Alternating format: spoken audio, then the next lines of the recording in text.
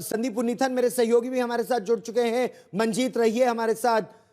जिस तरह से भारत ने इन ऑपरेशंस को अंजाम दिया है संदीप, और एयर मार्शल भारती ने भी रामचरितमानस में भय बिनु होत न प्रीत ये कहा। ये बात प्रधानमंत्री नरेंद्र मोदी भी कह चुके हैं इससे पहले कि जिस तरह अगर आपको शांति चाहिए तो वो शांति शक्ति से ही आती है, और उनका संबोधन आज राष्ट्र के नाम बेहद महत्वपूर्ण होगा। संदीप बिल्कुल गौरव, और मैं आपके और आपके दर्शकों को ये भी कहना चाहता हूँ कि आपको याद होगा 1971 के युद्ध में 3 दिसंबर की रात को पाकिस्तान एयरफोर्स ने हमारे 11 एयरबेसिस पे हमले किए। श्रीनगर से लेके जम्मू एंड कश्मीर से श्रीनगर, अवंतीपुर, अमृतसर, उत्तरलाई, जोधपुर, जैसलमेर, भुज तक के उन्होंने अटैक्स किए। 11 एयरबेसिस पे उन्होंने अटैक किया।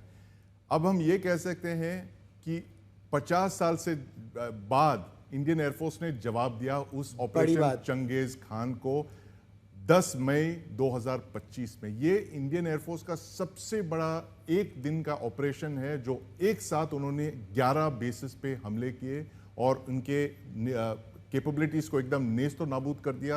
एयर बेसिस अटैक किए, radar sites, ammunition storage sites, command and control post. Pakistan air force को मजबूरन उनके दूसरे लाइन पे विड्रॉ करना पड़ा। इतने बड़े तादाद में जो हमला है, ये पहली बार है जो इंडियन एयरफोर्स ने इतने बड़े तादाद पे, इतने बड़े लेवल पे हमला बहुत बड़ी बात आप हमें बता रहे हैं। हिमांशु मिश्रा भी हमारे साथ जुड़ रहे हैं। हिमांशु, प्रधानमंत्री का राष्ट्र के नाम संबोधन, वो भी ऑपरेशन सिंदूर के इस सफल ऑपरेशन के बाद कि अब पाकिस्तान को आना पड़ा और कहा सीज फायर हो जाए, शांति रहे। जिस तरह से पाकिस्तान पर वार हुआ नियंत्रण रेखा से लेकर इंटरनेशनल बॉर्डर पर। हिमांशु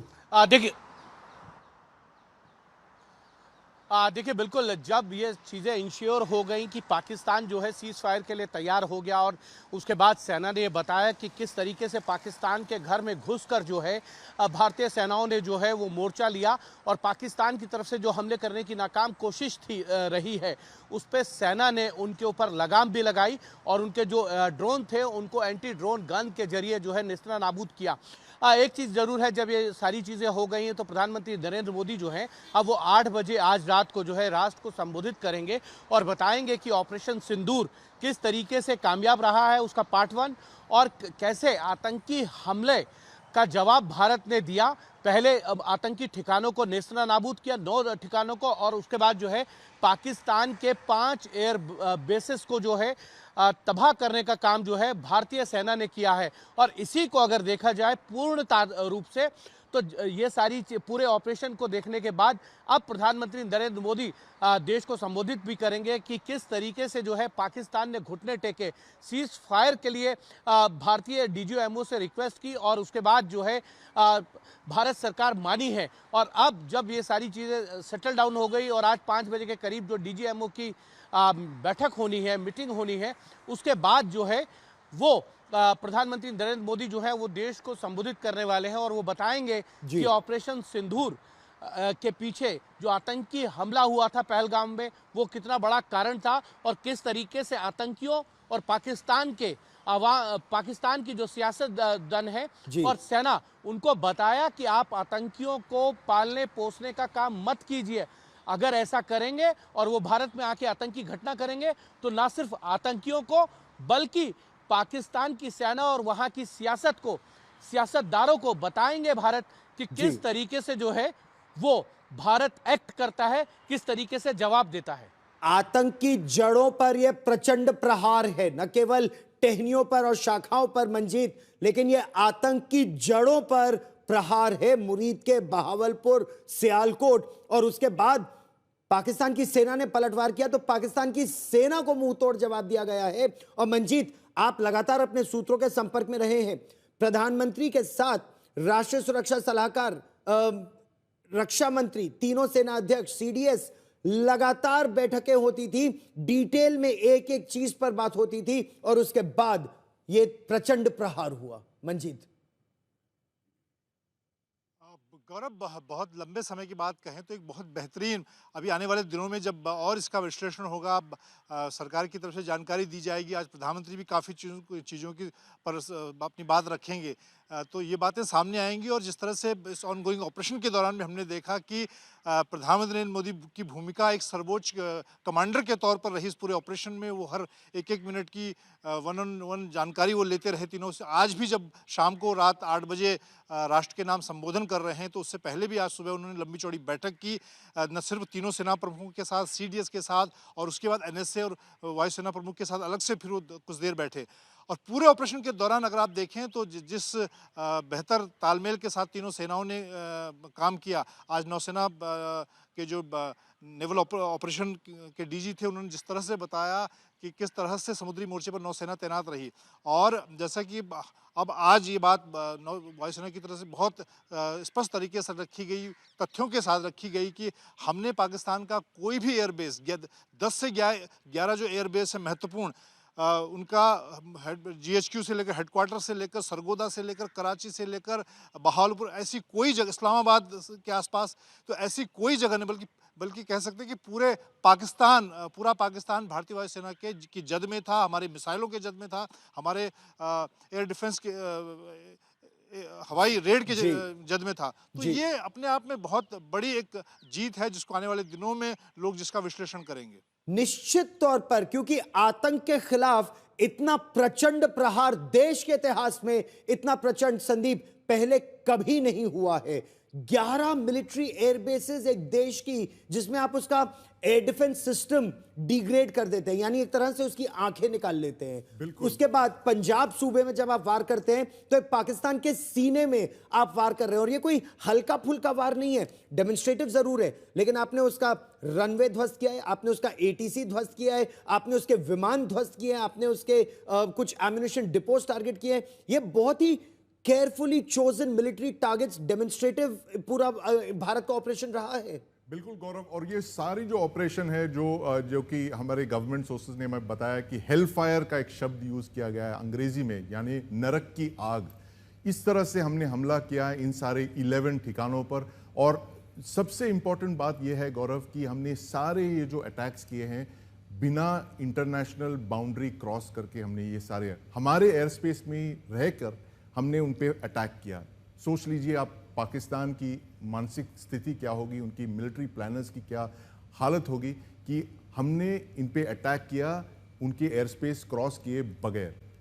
पाकिस्तान की एयरबेस एक बार किसी भी पाकिस्तान की इंटरनेशनल बॉर्डर के पास भारत नहीं किया। जो हमारे स्टैंड ऑफ वेपन्स है, मंजीत, हिमांशु, आप भी मेरे साथ हैं, और प्रधानमंत्री जिस तरह पर्सनली, हिमांशु, इस ऑपरेशन में इन्वेस्टेड रहे हैं, यानी एयर चीफ से बातचीत अलग से भी हो रही है, आर्मी चीफ से भी, नेवी चीफ से भी, सीडीएस से भी, एनएसए से भी, रक्षा मंत्री से भी, और साथ ही साथ प्रहार भी करो लेकिन इकोनॉमी भी आपकी अस्त व्यस्त नहीं होनी चाहिए, वो भी जरूरी है। इंटरनेशनल रिलेशंस भी ठीक रहने चाहिए। हर मोर्चे पर भारत का प्रहार, या ये देखिए भारत का ऑफेंसिव डिफेंस हर जगह चल रहा है। हिमांशु,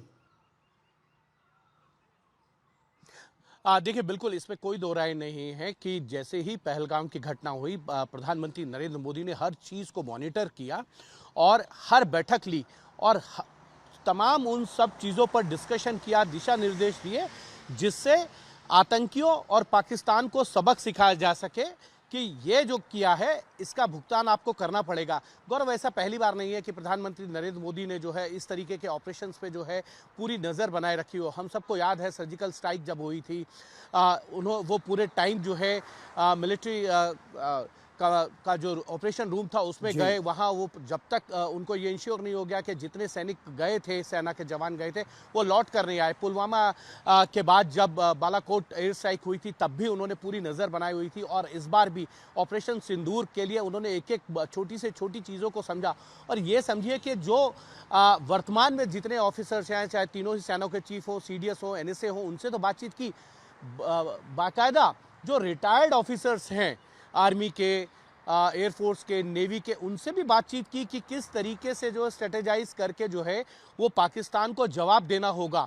और जवाब दिया गया। जब पाकिस्तान की तरफ से रिहायशी इलाकों पर जो है हमले करने की कोशिश की गई तो भारत ने उसका पलटवार करके उनके एयरबेस को नाबूद किया। और प्रधानमंत्री की तरफ से खुली छूट थी, अगर गोली चलेगी तो गोला चलाइए।